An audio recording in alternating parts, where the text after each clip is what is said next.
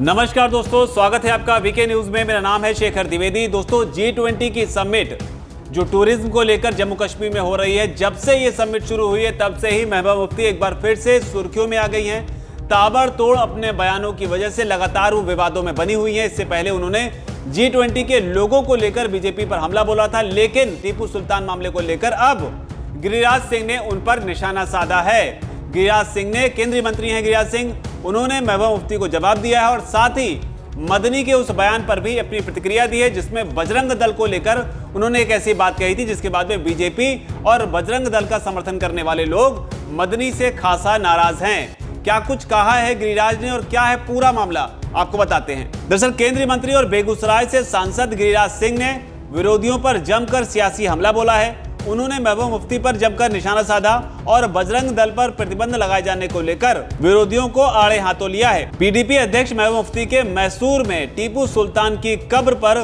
फातिहा पढ़ने को लेकर भड़कते हुए गिरिराज सिंह ने कहा है कि महबूबा मुफ्ती ने पहले कश्मीर में आतंक फैलाया और अब टीपू सुल्तान के कब्र पर फातिहा पढ़कर क्या करना चाहती हैं। उन्होंने खुलकर इस मामले पर हमला बोला है। इसके अलावा गिरिराज सिंह ने यह भी कहा कि उन्हें यह पता होना चाहिए कि टीपू सुल्तान ने अंग्रेजों के खिलाफ नहीं लड़ा था, बल्कि वो भी अंग्रेजों की ही तरह भारत को लूटने आया था। इसके अलावा जमीयत उलेमाए हिंद के अध्यक्ष मौलाना अरशद मदनी के बजरंग दल पर प्रतिबंध लगाने वाले बयान पर भी गिरिराज सिंह ने प्रतिक्रिया दी है। उन्होंने कहा कि 70 साल पहले हमारे पूर्वजों से भूल नहीं हुई होती तो यहाँ मुसलमानों की संख्या अधिक नहीं होती।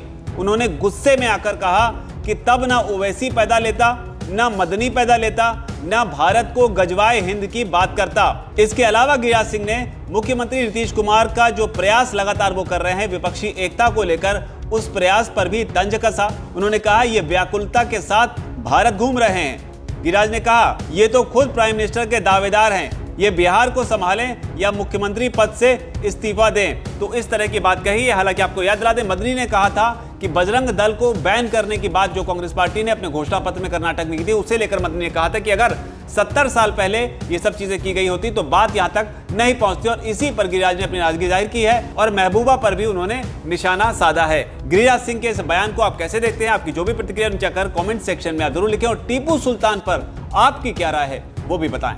धन्यवाद। वीके न्यूज, राष्ट्र के नाम।